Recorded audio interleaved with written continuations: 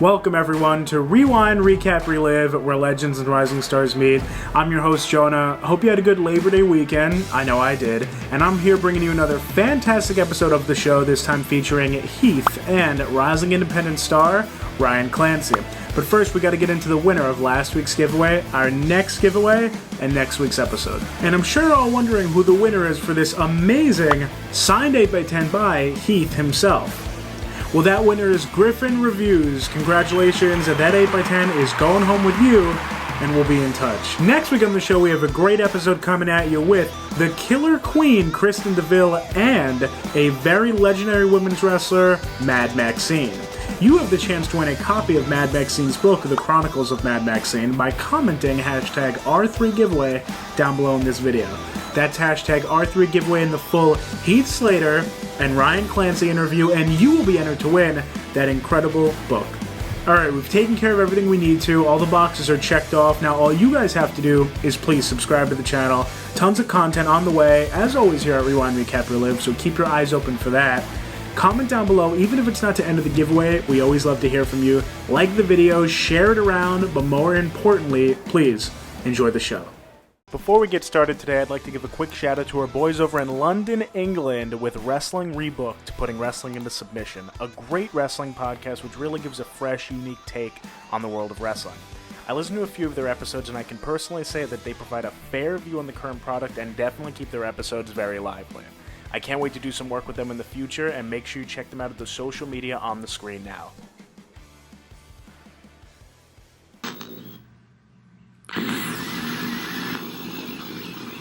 So our first guest is a rising star on the independent scene, and with just about 2 years under his belt, he's already captured championship gold. Please welcome Ryan Clancy. How's everyone doing? Our next guest is a man who's made his name known worldwide, having wrestled with WWE for a large portion of his career and now taking his talent to Impact Wrestling. Please welcome Heath Miller. Oh, baby. How the hell is y'all doing, man? Y'all doing good? Yeah. Hold on, man. Hold on. Ryan, you just started, what, 2 years ago, and you got some gold already? Yeah, a few times already. Woo! Yeah. Look at you. Rocking them up. Damn right, as you should, man. So really happy to have you both here, and I like to always start it off with something basic and just understand how you got into the business of professional wrestling. So Ryan, if you can go first and tell me when it went from an interest to something you actually wanted to pursue. So I've obviously, like most of us, have known that this is something I've wanted to do for a while, ever since I was a little kid, and I was always fascinated with, I guess, the Calgary wrestling scene with guys like Brett and Owen and Jericho and all that. So I was always looking into going to the Heart Dungeon and everything like that when I was a really little kid, right? Which is pretty unusual for, a 4-year-old kid to say, oh, I want to go there. But by the time, obviously, I got a little bit older and it wasn't a thing anymore, I started looking into it. And, I had quit my high school wrestling team to hit the gym more and more and everything and start taking this seriously. And I was like, let's open. What are my options? And I decided to go to the Storm Wrestling Academy in Calgary. So about a year after high school, I had saved up from a bunch of jobs and, traveled up there and lived up there for about 4 months. Oh, that's great. Heath, can you take the floor now and tell us about where your journey started? Man, my journey started back when I was a little kid in a little town called Pineville, West Virginia. My grandfather was the biggest wrestling fan, and he would take me to all these little independent shows that would come there, like flea markets and fairgrounds and little high schools and stuff. So I blame everything on my grandfather. It's all his fault that I got into it. And I mean, when you're a kid, man, you're playing with the toys, and you're getting the little foam belts, and then next thing you know, you're doing your own little federations with your friends, and it's not in the backyard, it's in your living room. I mean, it's one of those things where, like, once it hooks you as a kid, man, it's just all you want to do. And then it's just one of those things where, like, you know how you do grow out of it. Everyone has grown out of it and then came back to it. Like I did. Like even growing up, like I did, a little bit of backyard with my friends, but I was in football, basketball, baseball, just playing sports, boxing, and all this stuff to where, I went to play college basketball, and then once that didn't work out for me, then I was like, hell, I want to I want to start wrestling, you know, like, let me try this. And of course, you know, my mom looks at me like I'm damn insane. But other than that, you know, my grandfather was there to talk her into letting me do it. So it all worked out. And I so like nice. the fact that you were talking, man, and you were saying the whole thing about, like, you know, you wanted to go to the dungeon with Brett and all of them, you know. It's funny because, like, I got the privilege to work Brett for, like, a whole year. Yeah, you know, wow. And I've been in the ring with Harry and TJ and Natty. And I'm telling you, Natty could smack you and legit knock you out. Like, it's I one of wouldn't those doubt things, it. my knees got weak once when she hit me. But no, that's really cool, man. Like, that's a hell of a spot. But Lance, man, he's incredible. So you're getting some of the best knowledge you can right there, man. Absolutely. And like many, I'm sure, who saw that FCW documentary that the network put out, it was really cool to get that kind of inside look into the early parts of your career. But for those who didn't, can you tell us a bit about your experience there, Heath, and your feelings walking into that? I think it was like a warehouse, right? Well, I mean, like a makeshift warehouse. Yeah, dude, it was legit one of those things to where, I mean, I didn't know what to expect. None of us did. But we all were like, whoa, we're signed by WWE. Her paycheck says WWE on it. There's the logo. This is really cool, you know? Like, we were still in the ooh and ah phases, you know? But then and then you walk in there and it's legit. I mean, dirt, dust, holes in walls, canned goods. Any canned food you can think of stacked to the ceiling because it was just they store canned foods to like take them to like the Publix and the Walmarts and you know all of that stuff. So it's just one of those things where like the good thing about it was at least we knew if one of the cans was dented, we could take it and eat it ourselves. So you know at least we got a lot of free canned food. But it was just one of those things where dude, it was bare nothing, no air conditioner, one ring to where you have, you know, 20 dudes and ladies in there bumping and sweating and bumping and sweating and bumping and sweating. And then you got to take the mat off to hang it up to dry because we're in Florida. It's only 101 degrees all year long, you know, and we would put one mat back on, but we're already drenched to where you would have to get back in there and like work on another, you know, it looks like someone just threw water everywhere. It was just, it was crazy, you know, and this was like the beginning stages of WWE. Huge culture shock, I'm sure. You know, you're expecting a bed of roses and you come into that. Bro, it's literally one of those things to where like, it was like, whoa, what? But like I said, we were all young and hungry, man. We didn't give a damn. We were in a wrestling ring, you know, so we were ready to like take on the world. Yeah. And who were some of your go-to guys back then and some of those fond memories that you can look back on from FCW? Man, Fandango. Yeah. I lived with him for about 2 years, so it was wild 2 years. That's awesome. TJ and Natty, Harry, Joe Henning. Damn, Joe Henning a lot, man. Joe Henning was like he was my tag partner. We feuded. Like, I mean, he's a good friend of mine today, you know. Handsome Heath Happy Hour. Whenever I had my own little sitcom, just because I love to run my mouth, and Dr. Tom was like, damn it, I'm tired of hearing from you. Just go out there and do it. You know? So it was just one of those things where that was really cool, and he had faith in me to do it with him and Dusty, man. If it wasn't for Dusty saying, come on, you know, like, you know. So it was just one of those things where, like, I personally, FCW to me was just lovely. Like, I had the time of my life. I grew so much there and became a person where I didn't even realize was inside, you know, and that has a lot to do with Dr. Tom and Norman Smiley and Billy Kidman and Steve Kern, you know, like all of those guys. So, you know, Dusty and all that. So it's just one of those things to where, like, you have a good team, and if they're behind you, man, the sky's the limit for you. Yeah. Absolutely. It's really inspiring. And Brian, can you tell us about your training? Is it anything similar to what Heath is saying? I know you mentioned Lance. Can you talk about that? So it's funny that you bring that up because it was kind of in like this little warehouse space too, like garage door type thing, but more of like a, you know, there's a little office in it too and everything. And there's plumbing at least, but yeah, no air conditioning. I was there in the winter though, so no heat, nothing like that. It was freezing cold some of the days. Lots of conditioning in the beginning. Obviously trying to see and cut out the weak links of everybody that was there, but we just had a great group of guys there, man, with a like goal, and everybody there, like he said, supporting each other and all that. So It was good stuff, man. Good stuff.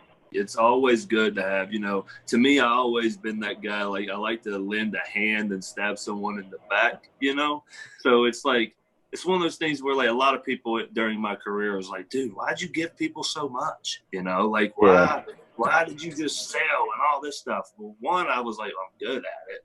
I can make them look like they're killing me. But it's one of those things where, like, I always work for the match, man, because if the match is good, everything's good. Yep. Like that, there ain't no fault. If the match is good, everything's good. So I always work for the match. And I mean, if that has me looking like a jackass, or has me taking all these bumps or whatever, it's like whatever the story of the match is, get it over. And I've always lived around that. So yeah, maybe that's why I haven't been world champ, and I've been saying yes to all these things, like, oh, you got to lose to a guy dressed as a bear. All right, whatever. Like all this nonsense, know. But it's just one of those things where, like, it's like, you have support and you can get the job done, and that's any job done, and you do it well, man, hit a home run with it, Definitely. Yeah. And you resonate with that, right, Ryan, that support system. Were you ever discouraged at all entering like a warehouse like that, kind of like Heath was saying, signed with WWE, sees that? Were you ever put down by that, or were you just hungry and you wanted it? So I think it goes back to what he's saying. I mean, I'm 19 years old at that point. I'm just getting into it. It's the first time I'm seeing a wrestling ring that close. You know what I mean? And it's like, I don't even care where I am. This could be in a barn for all I care. It's like, I'm going to live my dream and be able to step in that ring like the next day after I see this thing and it's right in front of my face and I can touch it. It's like surreal experience. The first day I was there, it's like you get butterflies in your stomach when you talk about it, man. Yeah, for sure, man. I still remember the first time, like when I actually moved from West Virginia down to Georgia to start wrestling, and it was like the first time just getting in the ring, and you don't know how to hit the ropes. No idea. But you just felt so comfortable and at home to where you're just like, I don't care how long it takes me. I'm just going to have so much fun in this damn ring and learn everything. Like, it just was one of those things where, like, once I got inside of it, like, felt the ropes, and, like, fell up against the turnbuckles a little bit or whatever and took my first bump, I was like, man, I love this. Yeah. I know we're insane. Trust me, we're crazy. We beat each other up for a living. So there's something wrong with all of us, but it's a lot of fun. I know, and Heath, I always found it interesting with your career because I feel like you're always part of such these memorable moments. And I'd love to know if you ever felt any pressure, because early on, like starting off with the NXT, the Game Show Edition, right, season 1. Can you talk a little bit about that and how it felt heading into that? How you found out you were heading into this like reality show? Man, I ain't gonna lie to you. We all were confused. Every one of us was confused. I mean, it was like they presented it to us as, hey, we're going to have 80 you guys go up and you're going to be on this show called NXT that's going to have you guys, wrestling. And they pretty much just preached it as you're going to wrestle each other in a contest, some tag, some triple threats, some singles. You're going to have pros to where they'll mingle in with you. They never once said it was going to be a damn game show to where you got to keg carry, around the ring. You got to juggle. You got to get in the ring in front of 10,000 people, 1 million people around the world, and cut a promo on a word that you don't even know they're going to tell you. Oh, like really? It's just an obstacle course. Yeah, man. They got us out there in London, England, in the O2 Arena, and said, I think it was O2 Arena, I'm pretty sure, and was like, yeah, today you got a 1-minute promo, and your promo is about cereal. And I'm like, I mean, it's good. You eat it with milk. Like what the hell? Do you put the milk first or the cereal first? Right? Yeah. It's just one of the things where, like, I feel like it was like a whole big setup for failure, Like, it was just like, let's just embarrass these kids and let's sit back and laugh at them, Why not? We got an hour of TV time to do whatever we want. But thank God, Right. it flipped, It up flipped over. into an amazing storyline. Yeah. Yeah, man, it turned into something beautiful. I mean, people still talk about it today. I mean, I just saw memes up of these, like, the Ninja Kids on Yeah, I Raw. wanted to ask you about that. Yeah. Yeah, like I saw, I don't even know if it was the Ninja guys. It might have been, like, a new group or something. I It's don't like know a what new it was. yeah. Okay, well, they came in and they're like, looked like Nexus. And, of course, everyone's going to be like, Of whatever course. group goes in there and destroys stuff, they're going to be like, ooh, the Nexus. Because it was like one of those groundbreaking things that we were a part of. That was amazing. But, yeah, but it was just, Nexus was amazing. NXT was... Not so much. Do you so when they picked winners and people were getting eliminated, did you know Nexus was in your future, or was that really like really? Okay. So were you ever like discouraged yourself? Like was it ever, yeah. Of course. You go out there and you do your best and you work and all this stuff, but then it's like you never can get like a real answer or what's going on or what's happening. So it keeps you on your toes, but it keeps you confused. And then, with your physical stress and your mental stress and everything else, it's like all up on top of all of this. It like becomes like not fun, Yeah. Yeah. So it was at that point to where we all were literally like frustrated, mad. I believe it. Yeah. I mean, we were getting called back down, and we didn't know if we were getting released. We didn't know if that was our trial run. No, we didn't know. They wasn't telling us nothing. Yeah. But thank God, I still to this day tell everybody, I think it was the time whenever all of us NXT boys teamed up against Kane, and we beat him down, and the whole place was booing us. And I think Vince literally was in the back, and he was like, whoa, they don't like that.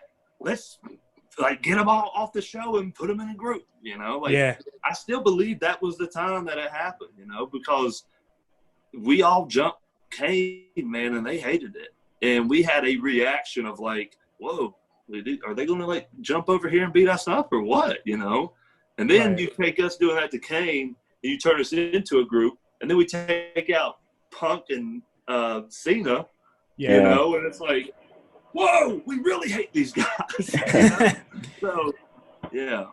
It was surreal. At least it hadn't been seen, if ever, at least in a while, right? And Ryan, can you talk to me about the intimidation factor for you when you had your first match? Let's say, was there any type of trepidation?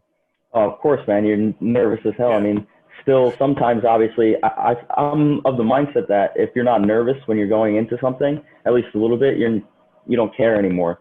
So, like, even throughout my whole life with sports and everything like that, you always have this little bit of sense of nervousness and this feeling in your stomach. But the second, like, it's a little cliche, but like the second your music hits, the second you're ready to go out, it's like you're just so comfortable. And even that first match, I just was so comfortable. Just once I got out there, it was like, okay, I'm ready to do my thing. I'm ready to, it's the first one. It's probably not the best. It's probably not going to be that good. But, I'm ready to go out there and give it my all and, hopefully make something of this and have everybody here enjoy it. All right. Heath, do you have any advice on how to cope with those feelings, your first match or your matches afterwards? Nah, that's all natural, man. Like, like the whole, if you don't get nervous, you shouldn't be doing it anymore. I've been hearing everyone say that for years, man. And there was literally like the last 3 years up in WWE, it was like I didn't get no goosebumps. I didn't get no, butterflies or nothing like that. I hit a wall and I was burnt out. And it was just one of those things where like I knew I needed a change, but I have a family and the contract was good. So I was going to still do what I was told and make some money, But then, COVID happened. I got punched in the mouth. I fell on my ass. And I had a wake-up call to where it was like, bro, like, you never was going to quit. You was going to be complacent and stay in the same steps that you were going to go anyway. So I kind of feel like it was, God above set me straight a little bit, being like, hey, you're better than this. I know you are. They know you are. Like, why not? What are you doing? You know, like, what are you doing? Like, you're like skinny fat now. Like, come on. You know, like, it doesn't look good on you, man. Yeah, your dad bought in the gimmick. It could work, but don't do it, you know? Yeah. But it's just one of those things, man. I had to get focused again. I had to realign my stars. I had to pick myself up off the ground that I've done many damn times. But I am more hungry now and more focused now than I have ever been. The spot that I did with Drew on Raw, I was nervous as shit. Why? Because I wasn't like doing the whole self-medicating, and the fog around my brain was gone, you know, like all this stuff. Like I wasn't numb anymore because I've had like a good 3 months off from everything and getting myself straightened up, you know, to where like I had butterflies that day, you know, and me and Drew's in the back just talking. I'm like, bro, and there ain't even no people out there. That's what I was going to bring up. Yeah, it's insane. There ain't even nobody there. It's just me and him. Like, we're buddies, just chilling. You know, to where like, whoa, like, ooh, why am I feeling this feeling? You know, Slammiversary with Impact. Same feelings. Ooh, hey, this is good. This is big. So people going to see this. This is a cool moment, you know? But it was like, awesome. Yeah, like, I'm excited, you know? But, I mean, it's like you were saying, if you don't have that and you're going through the motions, it's not a good thing, man, because I've been there, and I know of so many people that have. But when you're ready, focused, and you do get those butterflies and that excitement, you know, inside, good God, man, don't lose that. Don't lose it, because, my goodness, when you do, you're just going to be miserable working. Yeah. For sure. Wow. Yeah, definitely. And, Ryan, can you tell me about the mentality of you as a performer? What are some valuable tactics you picked up inside or outside of the ring in these 2 years? I guess the biggest thing I think I would say is I've become so much more personable. I was always a little bit shy, maybe even, or I don't know, come across a little bit. Hold on, man. You can't be shy in this. No, I know, man. No, I wouldn't say shy. I would just say maybe like not the nicest person, I guess, would come off as. And it's definitely opened me up a little bit to talking with everybody and listening to everybody and just having a good time, honestly. Hell yeah, man. That's what it's all about. I'm telling you, man, if you're not having a good time doing it, man, figure something else out, you know. But, dude, it's one of those things like, dude, have fun. I mean, you know, just the entertainment business anyway, in the entertainment, you know, like I desperately miss the fans, the people being out there. Like, I miss it so much. And now it's like one of those eye-opening things. It's like, you know, you can take it for granted. Oh, there's going to be people out there. You know, it's going to be a good night, whatever. But when you don't have them, it sucks, man. Like, I hate it. They like, you just, like, I miss them so much. It's not even fun, you know? So it's like one of those things that, like, even if I'm in airports, restaurants, whatever, and a fan comes up and they're like, hey, man, what's up? I'm like, hey, baby, what's up? You know, like, I'll give them my time for a second, you know? Just because they came out, they're supportive, they're cool, you know? Like I was like that, too, in my beginning days, is because, like, when we were Nexus and wearing the armbands, we wasn't allowed to talk to no one but us. We had to wear them through the airports. We had to wear them, you know, out and about. Oh, wow. You know? And they wanted us to be like, people come up to us, we don't even talk. We're like soldiers, just. That's incredible. Yeah. And that's not cool. No, it's not. So it's just one of those things where, like, you know, like, being in this business, yeah, man, open up, because trust me, there'll be a lot of cool people out there. And speaking of Nexus, I just want to get back to that for a second, because obviously it's a huge point, right, in your career and just in WWE in general. Can you tell us how you found out that you were going to be part of Nexus? Was that, like, immediate, or how did that happen, like the night of? Night of, man. We literally, like, we all were eliminated from NXT, and I think, you know, that was when, like, 2 weeks before Wade won it, you know, or 2 weeks after Wade won it. And we were in Miami, and they told us all to show up. And next thing you know, we had a meeting in Vince's locker room, or his office. Yeah. And I remember we all walked in there, and there was, like, him. I want to say it was, like, Michael Hayes, John Laurinaitis, Arn Anderson, Malenko, you know, like, Finley, like, all the agents and stuff. And next thing you know, Vince just was like, yeah, man, I want y'all to go out there, beat the living hell out of anyone that comes around you, wreck the ring, destroy everything. All I ask is do not touch anybody, like the fans, and don't touch any cameras. So we were like, all right. So we're all looking and everything and all this stuff. And then Vince like gets up, gets in his briefcase, hands out all these armbands, and we're passing them around. So we're looking at them. Yeah, I still got the original too, so I think that's cool. So cool. Yeah. Pass them all around. I'm looking at it, and I'm just like, what the hell, you know? And Vince was like, I want you all to wear them all on your left arm, or it was one of the arms. I forget which one, but we had to wear them on one side only. And then, man, it was like, boys, get ready to damn destroy some shit. Yeah, and that's so what happened. Like, right. And later on, eventually you guys attack Vince McMahon himself, right?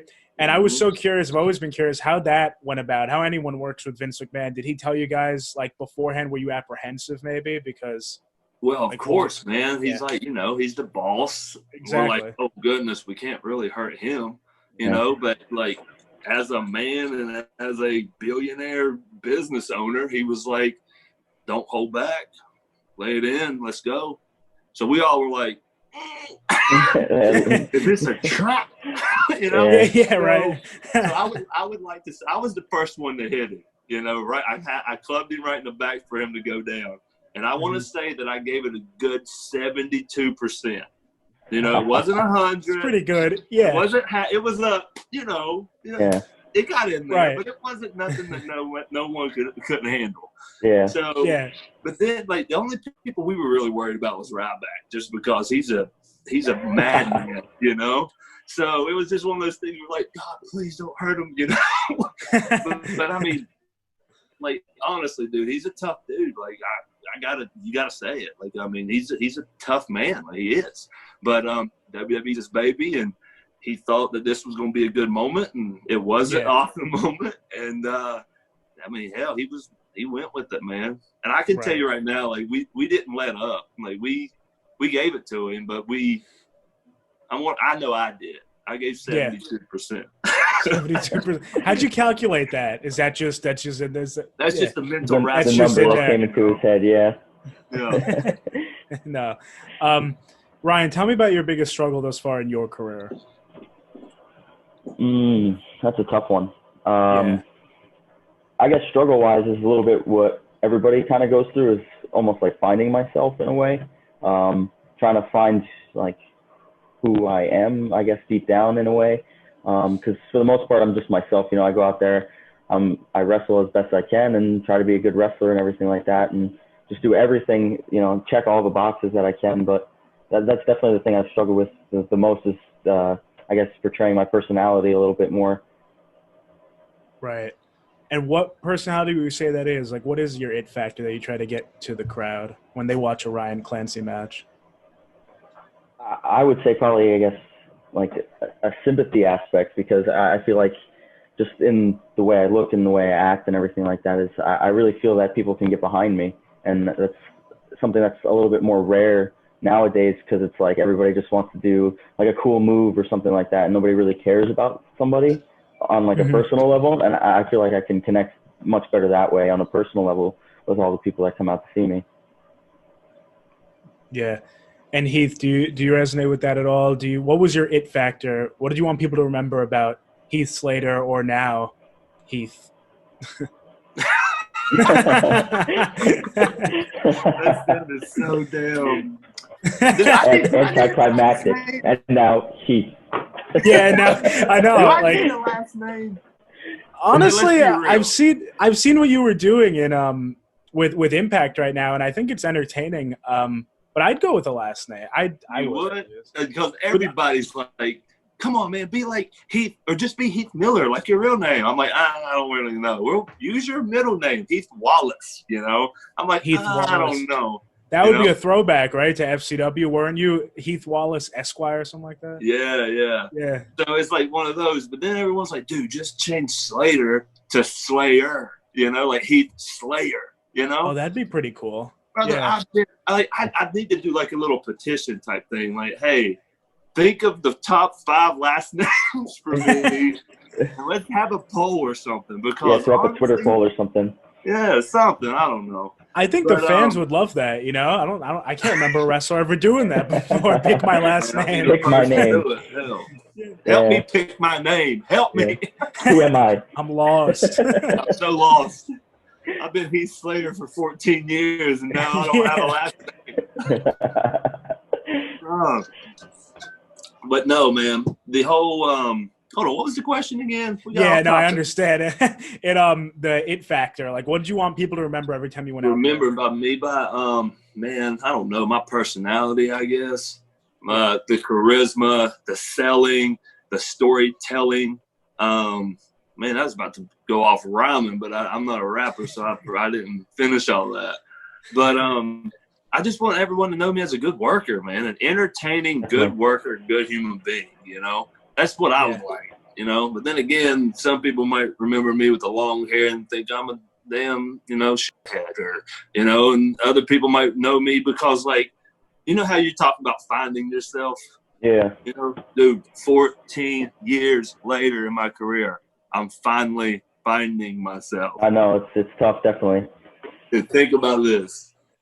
WWE, man, I had to be NXT rookie into a rebel hyena wolfpack group of Nexus to a watered-down hyena wolfpack group called Corp, you know? Yeah.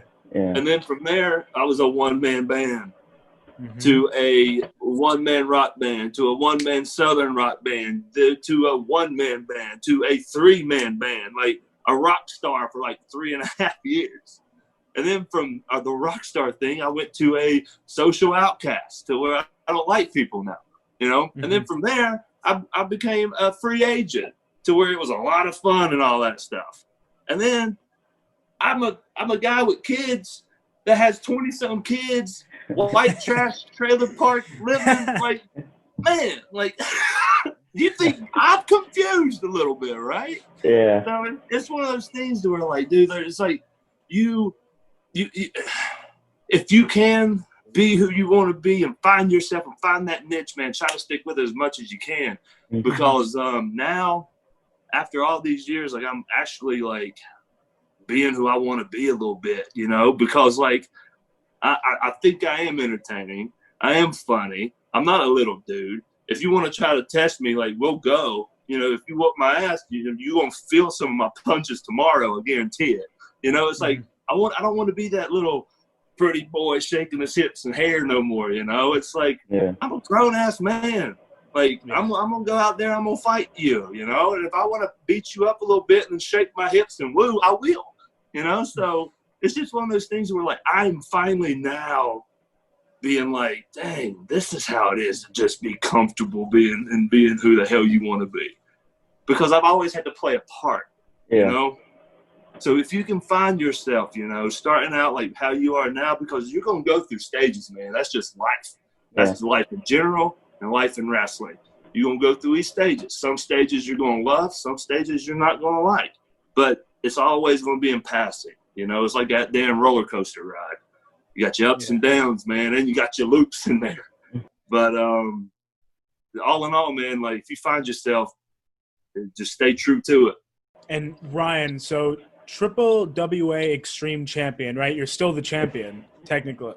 Yeah, so the whole, I guess, gimmick of that title belt would be like, they call that one the 3WA, even though the promotion is called the Triple WA. Triple WA, okay. Yeah, so every match defended is either a 2 out of 3 falls or a 3-way match. Oh, wow, that's really creative. That's pretty cool. Can you tell us about, like, how that came about, you winning the championship? What's happened since you just held on to it, right? And how did you feel when they told you? Yeah, so I had been with that promotion for a little while. They've been around for about 50 years, I think, running in eastern Pennsylvania, central Pennsylvania, around that area. And it was one of the first places that I wrestled when I first came back home from Canada. And I had just been, you know, grinding away, going to as many bookings as I can all over the place. I would go to all of them and everything like that. And then they had this idea the one day to introduce a new title belt, I guess, and they did. sort of like a battle Royal Rumble style type thing, except instead of over the top rope, it would be a pinfall situation. And I wound up winning that and becoming the first champion. Like, I think guys on their website, they have a list that held titles there. I think like Bruno Sammartino and AJ Styles, I think they said too, even. And I know like Scott Steiner's been there. There's just a bunch of other, really recognizable names. So it's definitely a very humbling experience for me to be 2 years in and be able to have a championship belt at a place with names like that attached to me. It's awesome. Even that's more than I ever expected. It's so cool. And it kind of goes into my next question for Heath. So after the core and during the lead up to the 1000th episode of Raw, right, you were fighting all the legends, which personally I thought that was an amazing storyline that they were doing there. I loved it, but I wasn't the one fighting the legends, so I want to know your feelings on that. Who like pitched that to you? How'd you find out you were going to do it, and did you feel any type of pressure leading into that? Okay. No one said anything to me. Not a word. I showed up at Raw, and when you go to Raw, you put your bags in the locker room, you say hello to the boys. Next thing you know, you got to report to talent relations, because if you don't have stuff to sign or an interview or something, whatever, like, you just got to always report there, like a little, that's your teacher. You're like, I'm here, So you go in, and next thing you know, cards on the wall, Carano's over there. I have like a box of cards to sign, so I always think that's cool because I like trading cards, So I'm like, hell yeah. So I look on the card, I'm looking, and usually I'm not booked, so it's like, what the hell? So I'm looking, next thing I know, I see Heath Slater versus Vader, and I'm like, a typo or something, right? Oh my god! like in my mind, I'm thinking, oh, they have some jabroni dressing up as Vader, they're gonna beat me up, that type of deal. So I look over to Carano, and I'm like, well, what's that? He's like, yeah, man, you're working Vader. I'm like, you mean Big Van Vader, like the mastodon wearing, Vader, Yeah, what other Vader do you know, I'm like, what the hell? Just, whoa, okay. So the whole thing was they're bringing back a legend each week leading up to Raw 1000, Of course. But they were wanting to do like me versus Vader, someone else versus this legend, someone else versus this legend, someone else versus this legend. It wasn't going to be me, to where when I heard that, I'm just like, how many weeks is this leading up, And they're just like, this many weeks. I'm like, how many legends? This many. I'm like, I want to be the legend builder. Let me go against every damn legend. Let me get a little 2-minute promo every night talking about we don't need these old timers, blah, blah, blah, blah, this and that. Have them come down and whoop my ass, like that easy, So it was one of those things to where like that's where my mind was going, because I went to Rotundo because he was my agent. He's like, I got you on Vader tonight, this and that, blah, blah, blah, blah. And then I asked him about it, so it's what he told me. So my mind started thinking. I'm like, no one else is going to get this damn spot. This is going to be mine. This is mine, So that's when I went up to, we met up with Vader. We talked it over, this and that. And we had the match, and it was fun and cool. And, yes, it was one of those things to where, like, I remember being a kid on the guardrail, looking at Vader walk down, and being scared of this dude. And now I'm in the ring, watching him enter the ring, and I'm about to work him, and I'm like, what the hell is going on here? Like, this is insane. So after that, the match was over, this and that. I walked right in the gorilla and walked right to Vince. I was like, hey, how many more legends you got going up? I heard this, I heard that, I heard this, I heard that. He was like, yeah. He was like, and each week, I'm going to do this and do that. I was like, no. Each week, let me do it. Let me be the guy that works and let me cut the promo. Let me do that. And he looked at me like, you willing to do that? I'm like, what the hell you mean? Yes. Like, yes, I am. Like, I am living a childhood dream right now. Like, yes, So during that time, it was like, Vader, Sid Vicious, Cyndi Lauper, Roddy Piper, and Randy Richter, Lita, Animal, Roddy Piper was in there, DDP, who? I think Rikishi. DDP, DDP, Rikishi, Doink the Clown, my goodness. Like it was literally one of those things to where it was just like, wow, man, like this is really cool, And then the whole thing is like, even like the cherry on top is like working with Bret Hart years before that, exactly. Where it was just like, I have literally worked almost everybody that's like a legend living, right now, to where this is amazing. So you can just see how much it meant. Like it really was really, really cool moment, really awesome. Like that's one of those times where I didn't give a damn what they told me to do. I was like, yep, I'm in the ring. It's on the books with Vader, with Sid, with Animal. Yeah. I always thought, like watching as a kid, I always thought, man, his record is going to be so interesting. You know what I mean? Like all these young up and comers, and then like Vader, Animal. Really cool when you look back on it, like in retrospect. Who would you say is the best legend that you fought in that whole thing? I know there were short matches, short promos, but in the ring, who'd you click best with out of those guys? I mean, like you talking about the Legends run or adding Bret to that? Adding Bret. Bret, yeah, that's what I thought. Yeah. Okay, so not surprising at all. Not surprising, yeah. He literally had that, the stroke and all that stuff, and like no one could touch it. Like he was that guy to where like, don't touch Bret. Mm-hmm. He can't, really go like he used to. And what cracks me up is that's what everyone was telling me. Don't touch him. Don't do this. Don't do that. Blah, blah, blah, blah, blah, blah. But then I'm sitting there talking to Bret, and Bret's like, yeah, we're doing this. And I'm just like, hold on, what? We're going to do all this? Can you do that? Yeah. Yeah, exactly. Yeah. But, bro, it was one of those things to where, like, whatever you want. I'm here for you, let's do it, Wow. To where it was just one of those times, like, even like my birthdays, Christmas, when I got released, Bret called me, like wow. He's just such a genuinely good dude. I mean, just so like the cool. time the dude jumped him whenever they were doing the Hall of Fame thing. Yeah. I ran my ass up in there, because I love Bret. Yeah. Like it's just one of those things where like he has such good respect from all the workers, and he's a genuinely good dude, and he's one of the best workers ever, even after his stroke. Like he was there, like on everything. Like he's the man. Like I don't know. I'm just a little biased, I guess, by it, but dude, he's the man. Like he's awesome.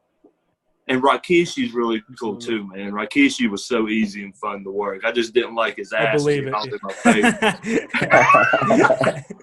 You and so many others, probably. Yeah, definitely the least enjoyable part of that. Do you was there anything special going on backstage for that Thousands episode that we didn't really get to see that you remember? Was it like a really big night? Because you were still kind of young into your career.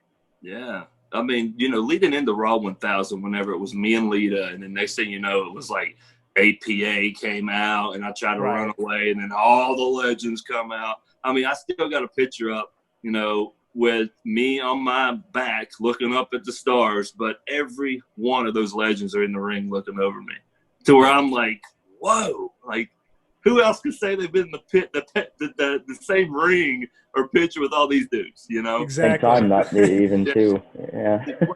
What got me, man, was the fact that, these guys are legends. I watched them growing up, Yeah. They can do whatever they want. But what was really cool was that after that night, when they're all in the back and I came to the back, they all waited on me, gave me a hug, said thank you. Oh, wow. And I'm talking about, awesome, yeah. like, down the line to where I was just, like, emotional, like. Yeah. Absolutely, yeah. And I mean, like, you have Vader and Sid and Animal and Piper and Wendy Richter, like, Lita, all these people, coming around you and with you and just being like, thank you so much, man. You did awesome, this and that, hugging you and just, giving you that, good job, man. You're awesome. That type of thing is something that you don't forget, those little moments, They probably don't even remember they did it. But I remember it. You know what I mean? Still, like, yeah, no, they made your night, and that's really cool. Exactly. Ryan, talk about juggling, you know, your everyday life with wrestling right now? Does it ever get hard, that level of commitment? I mean, wrestling is obviously my first priority, and to me, everything else comes after that. As long as I get to wrestle as much as I can, you know, 2 to 3, 4 times a week that I can on shows on the weekend or training or whatever it is, that comes first, and then everything else comes after. So it's definitely been, you know, it's hard to obviously find a job that fits the schedule, or find multiple jobs in my case that fit the schedule that will be able to support my habit of wrestling and, you know, having a social life, which doesn't exist for me, obviously, and much to the dismay of my girlfriend and stuff like that. But, you know, she knew what she was getting into going into it, right? So, I mean, you know, it's just, it's just the whole thing of juggling is definitely very difficult, but it's enjoyable to me because it's cliche again, but I'm on the grind. I'm trying for this. I want this, and everything else just is a part of that to me. Going to the gym, working at other jobs, working, you know, all this different stuff is just, to me, it's a package of what the job is, and it's a necessity for what the job is. And so that way I'll have to work super, super hard right now. So when I eventually, you know, achieve everything I would have liked to, once I get to a place of note or anything like that, I'll have to work even harder. But then after that, you know, I can relax and say, hey, I did everything I set out to do and not have any regrets. Yeah, for sure. And Heath, can you talk a little bit about your travel schedule when you got to WWE? So we could see how the commitment changes, obviously, when you make it to the big leagues, as they say. Yeah. When you make it to WWE, the good thing about it is that you're going to agree to a paycheck that you're going to get every week. Yeah. So that's the plus. Yeah, 100% plus. But I can honestly tell you that when you travel full time, and I was actually full time with WWE, you know, 14 years. But like when you're booked on everything and traveling every week and this and that, because sometimes you just go to television, you come back home, and you know you got an easy week. But that don't happen that often at all. Yeah. So it's one of those things to where like you would literally back, you know, before they had Raw, SmackDown, you know, it was, you know, Friday you would have a live event. Saturday you would have a live event. Sunday you would have a live event. Monday you would do TV. Tuesday you would do TV. Wednesday you would get home. You would be home Wednesday, zombie, you're dead. Thursday, you're waking up a little bit to have fun with doing what you want to do. And Friday, you got to fly back out at 8 o'clock in the morning. So it's just, you know, and that happened to me like consistently for about 7 years. You know, like I miss so much with like my kids, you know, and birthday parties and other friends' celebrations, weddings, you know, like I still regret, you know, not going to one of my buddies, Jeremy's weddings because I had a show I had to do. But then again, it was like, that's something that I'm never going to get back, you know? So it's like, that sucked. But it's just one of those things where like every man's life is different. Every man's path is different, you know? But it was like with WWE, when you make it, bro, it's like you'll get that paycheck that you want. But, dude, you sign that contract, it's like signing yourself to the military, man. It's go time. It's ready, like on any beck and call. Like, oh, you're off this week. That night at 11:30, you get a phone call saying you got a flight at 6 o'clock in the morning. You got to get up, pack everything, get everything ready, you know. And next thing you know, you're already wide awake, and then you sleep for only 2 hours, and then you're miserable the next day. Yeah. So, I mean, it's just literally, and then it's one of those things where like even whenever you go to all these nights, like I've been everywhere. Like there ain't a country, a city, anywhere that I haven't been, you know. But if you don't legit make time to enjoy those, you know, big cities and stuff, it's going to be Groundhog Day in different cities for you. You're going to arrive at your hotel at 2 in the morning. You're going to wake up by 9, maybe 10. You're going to have breakfast. You're going to hit the gym. You're going to go and do lunch. Then you got to go to the building. Then you got to do the show. Then you got to drive 4 hours to the next town. Then get in a hotel. Then wake up. And then get breakfast. And, you know, it's like a cycle of things you got to do, you know. But it's like, it's just you're living your dream, you know. It's what you want to do and everything, but it's just the way you handle it. the way mentally is more than anything. You know, physically, yeah, it sucks. You know, traveling in cars and airplanes and all tight up and all that. But like mentally too, man, like it'll get to you. You know, but it's just one of those things where if you love it and you're passionate about it, you're going to make it work. Mm-hmm. Ryan, so hearing that, clearly you are, but what does that type of commitment sound like to you? Are you prepared to make that in any given moment?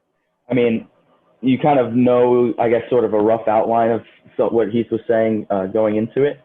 But hearing that, I mean, it doesn't, discourage me in any way. I mean, obviously, I want this. I know, I know what it is going into it, man. And it's like, okay, I'm willing to do this. I'm willing to do that. And I know it's going to suck. And I'm very aware that it's going to not be the best on some days. But then you get those other little moments, that, like Heath was saying, that he got to wrestle Bret Hart and he got to wrestle Vader and he got, like, for me, all that makes up for all the crappy, nights slammed into a car like this and, sleeping 2 hours and everything like that. All that, obviously, I'm sure Heath can attest to is what makes it worth it.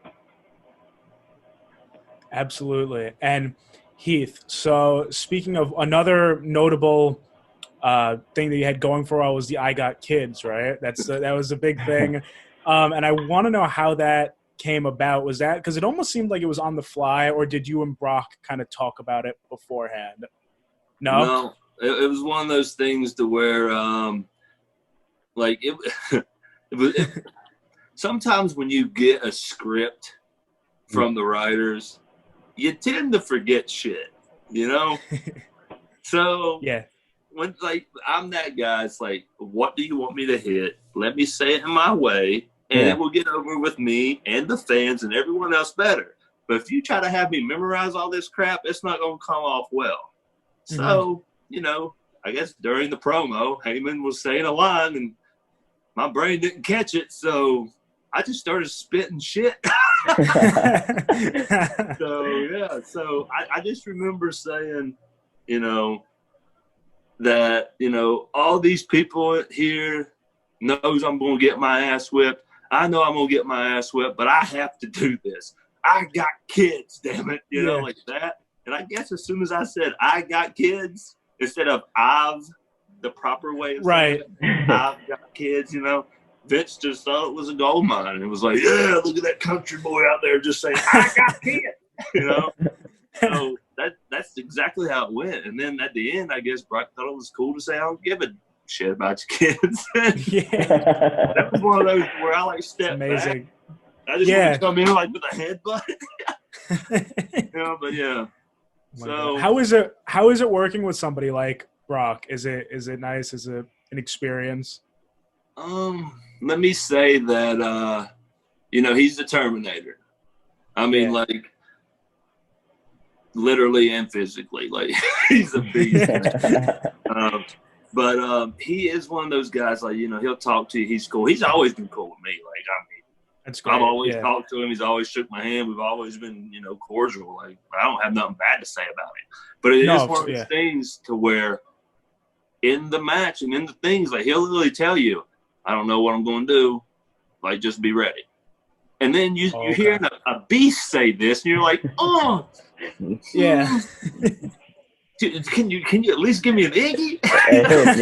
Give me a hint. But it's one of those things where if he lifts you up, you're going up. If he wants to German suplex you, he's going to German suplex you. Yeah. I didn't know that I was going to get German suplex from him. He didn't even tell me. He told me he's going to F5 me. That was it. So it was supposed to be a clothesline F5. Done. But it was a clothesline, a couple Germans, and then an F5. But you can see a picture of him holding me, and my feet are at least 6 inches off the ground. Yeah, and it's just as tall as he is. So yeah. Oh, that's great. But the good thing about him, man, at least he can lay you safe if he wants to. So right. No, he seems like he's incredibly. I mean, everyone knows, right? Such a talented guy. Yeah, he is an attraction for sure. Ryan, what's a match that you can look back on fondly and be proud of and know that it furthered your career?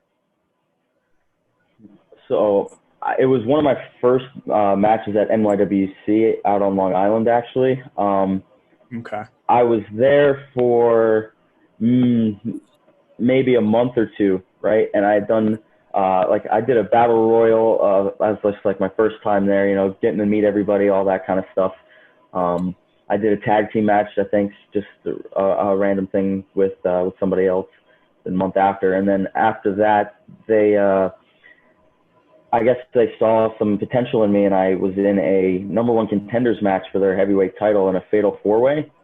Yeah. And it was with a guy named Bam Sullivan from around here, and then Matt Stryker and Alex Reynolds now, who's on AEW TV. And it was us four, and I guess that was like my first real experience working names, and just going into that match, obviously incredibly nervous.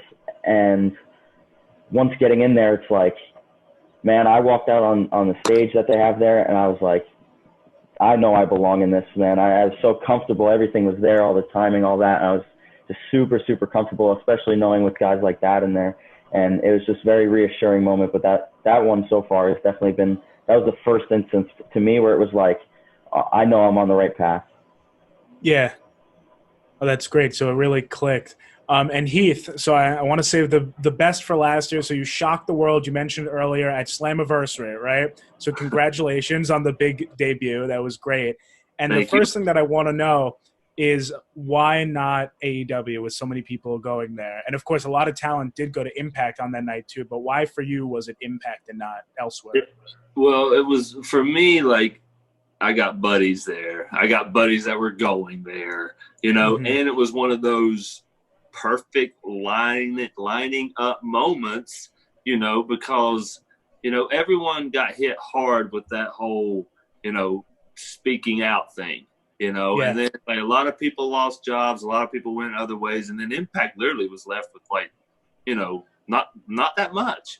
You know, they got, you know, some good talent there, and, you know, they're striving, and, you know, and it's actually not a bad company at all. Like, the people there are amazing, you know, the setup's great, you know, all of that. So there's one of those things to where, like, after talking Shop-a-Mania, y'all yet?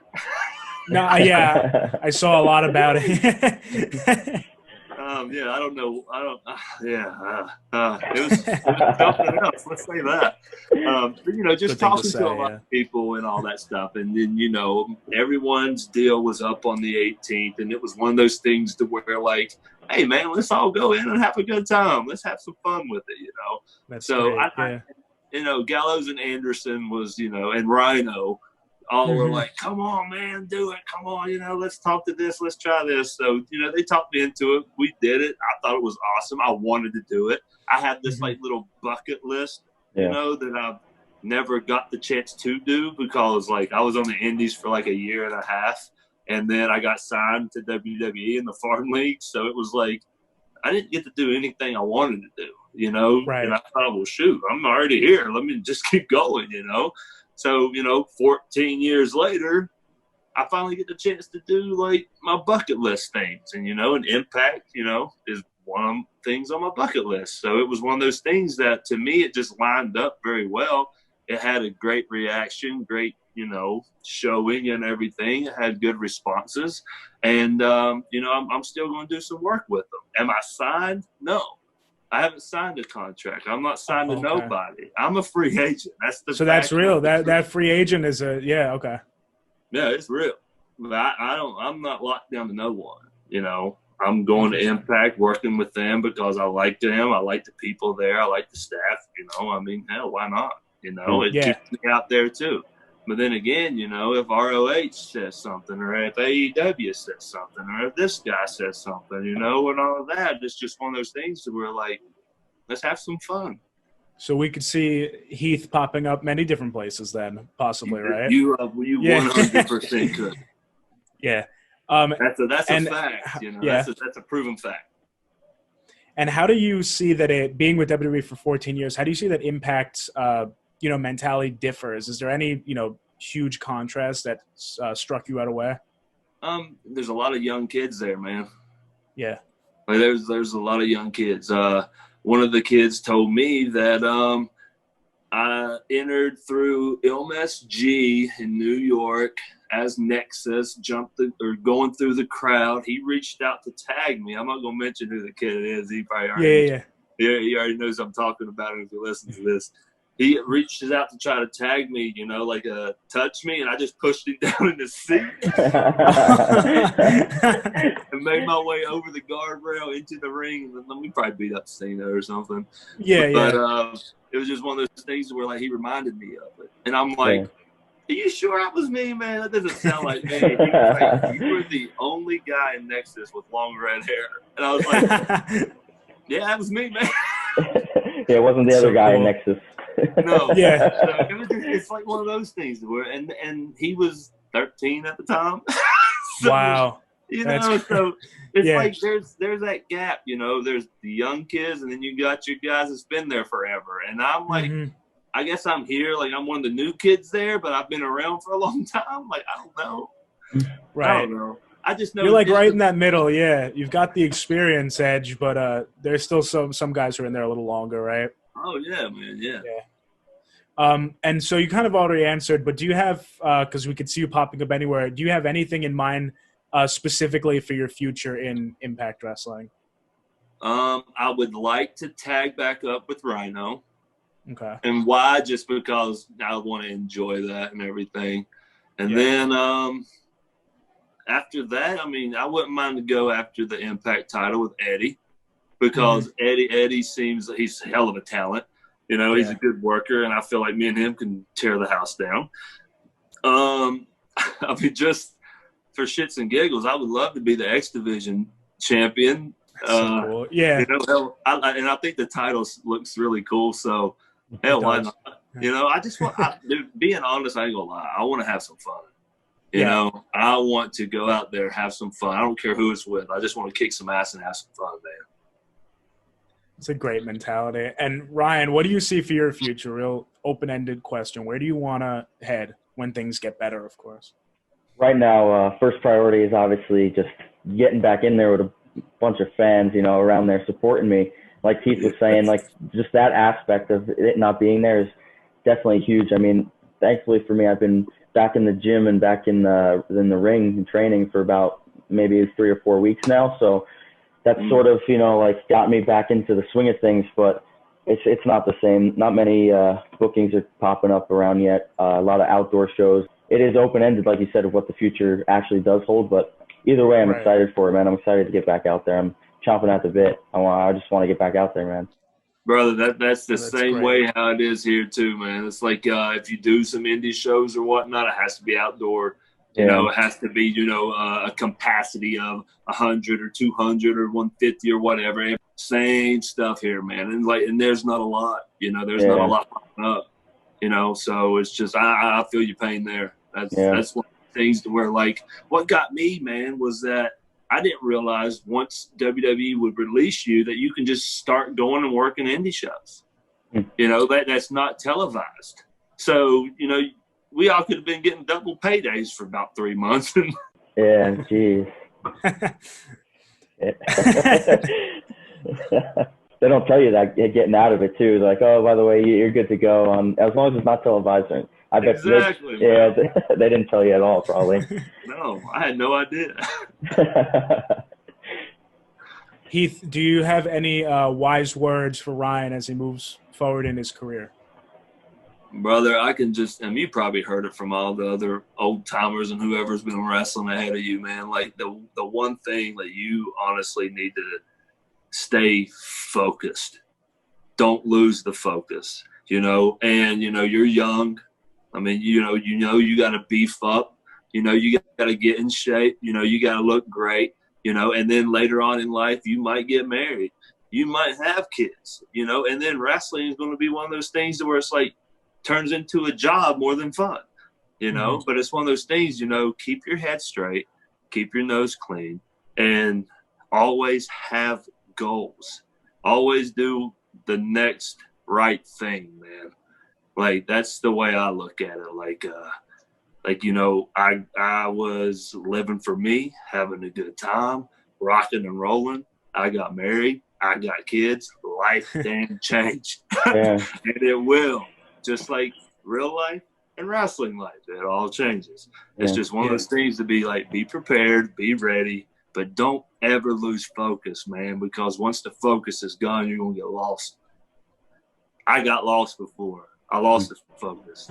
I thank God I got it back, but it's one of those things, dude, I'm telling you, you can. But when you do, man, just try to refocus and get back, you know. Stay focused and hungry. I appreciate that, definitely, yeah. It's really great advice. And thank you both so much for coming on the show. That brings us to our end. I appreciate this. You've both been great. Do I look good? You look great. It hurt my shoulder, man. Message Daddy, Boogie Woogie Man feel good. I tell my people, my brothers and sisters, don't you dare miss online, rewind, recap, relive. Oh yeah.